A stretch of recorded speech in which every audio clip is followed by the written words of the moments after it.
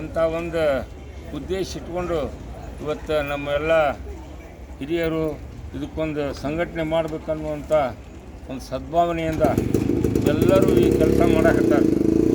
ಇಡೀ ರಾಜ್ಯ ತುಂಬ ಅಡ್ಡಾಡಬೇಕು.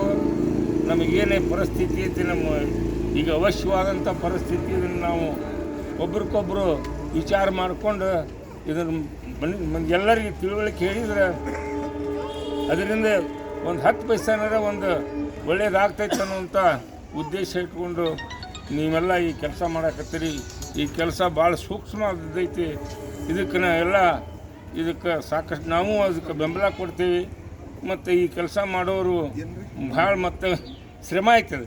ಈ ಶ್ರಮ ವಹಿಸ್ಬೇಕಾದ್ರೆ ಇದನ್ನು ನಿಮ್ಮ ಹಿತಕ್ಕೆಲ್ಲ ಮಾಡೋಕತ್ತಿಲ್ಲ. ನೀವು ಜನಹಿತ ಲೋಕಹಿತ ನಮ್ಮೆಲ್ಲ ಜನರಿಗೆ ಹಿತ ಮಾಡಲಿಕ್ಕೆ ಒಂದು ಈ ಯಾತ್ರೆ ಮಾಡ್ಲಿಕ್ಕಿರ್ತೀರಿ. ಈ ಯಾತ್ರೆ ಮಾಡೋದೆಲ್ಲ ನಿಮ್ಗೆ ಒಳ್ಳೇದಾಗಲಿ. ಖರೆ ನಾವು ಎಲ್ಲ ಇದನ್ನು ವಿಚಾರ ಮಾಡಿದರೆ ಭಾಳ ಪರಿಸ್ಥಿತಿ ಕಠಿಣ ಆಗೈತಿ. ಈಗಿನ ಒಂದು ದಿನಮಾನದೊಳಗೆ ನಾವು ಎಲ್ಲ ಹೇಳಿದರು, ಅವು 4 ಎತ್ತಿನ ಕಟ್ಟಿ 4 ದನ ಇದ್ದು ಮನ್ಯಾಗ. ಪ್ರತಿಯೊಬ್ಬರ ಮನೆಯೊಳಗೂ ಒಂದು 2 ಎಮ್ಮೆ 2 ಆಕಳ 2 ಪ್ರತಿಯೊಬ್ಬರ ಮನೆಯಾಗಿದ್ದರು ರೀ.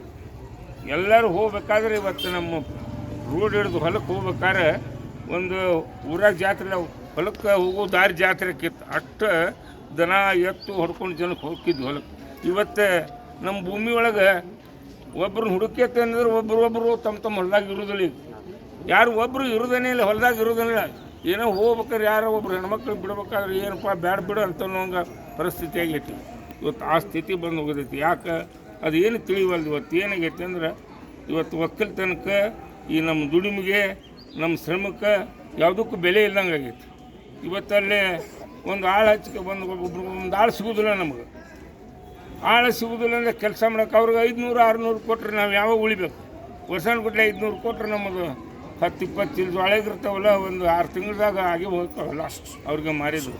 ಇಂಥ ಒಂದು ಪರಿಸ್ಥಿತಿನೂ ಬಂದೈತಿ. ಇವತ್ತು ನಮಗೆ ಏನಾಗೈತೆ ಅಂದರೆ ನಮ್ಮ ಮಾಲಿಗೆ ಉಳ್ಕಿ ಮಾಲಿಗೆ ಎಷ್ಟು ಬೆಲೆ ಐತಿ, ಈ ಮಾಲಿಗೆಲ್ಲ ಇದ್ರನ್ನ ಒಂದು ಒಣೇನ ಐತಿ. ₹1 ಬೇರೆ ಮಾಲಿ ತುಟ್ಟೈತಿ. ಅದನ್ನೆಲ್ಲ ಇದನ್ನು ಜನ ಈಗ ಆಕಳ ಸಾಕ್ತೀವಿ ಅಂತೀವಿ. ಅದಕ್ಕೊಂದು ಪರಿಸ್ಥಿತಿನೂ ಭಾಳ ಐತಿ. ಅದಕ್ಕೂ ಕಷ್ಟ ಐತಿ. ಅದನ್ನು ಮಾಡಬೇಕು. ಇದನ್ನು ಮಾಡಲೇಬೇಕು ನಾವು. ಕಷ್ಟ ಆದರೂ ಅಷ್ಟಾದರೂ ಮಾಡ್ಬೇಕು. ಅದನ್ನು ಒಂದು ಎಂಥ ಒಂದು ಪರಿಸ್ಥಿತಿ ಬಂದೈತಿ. ಏನು ಮಾತಾಡ್ಲಿಕ್ಕೂ ಆಗಬಾರ್ದು.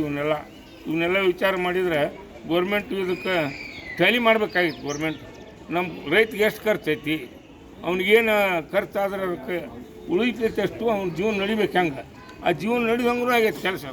ಅದನ್ನು ಮಾಡೋಕ್ಕೆ ಹೋದ್ರು. ಇಂಥ ಒಂದು ಪರಿಸ್ಥಿತಿನೂ ಅದ. ಇರಲಿ, ಇವತ್ತು ನೀವು ಮಾಡೋ ಕೆಲಸ ಭಾಳ ಒಳ್ಳೆಯದು. ಈ ಕೆಲಸದಿಂದ ನಿಮ್ಗೆ ಯಶಸ್ವಿ ಆಗಲಿ.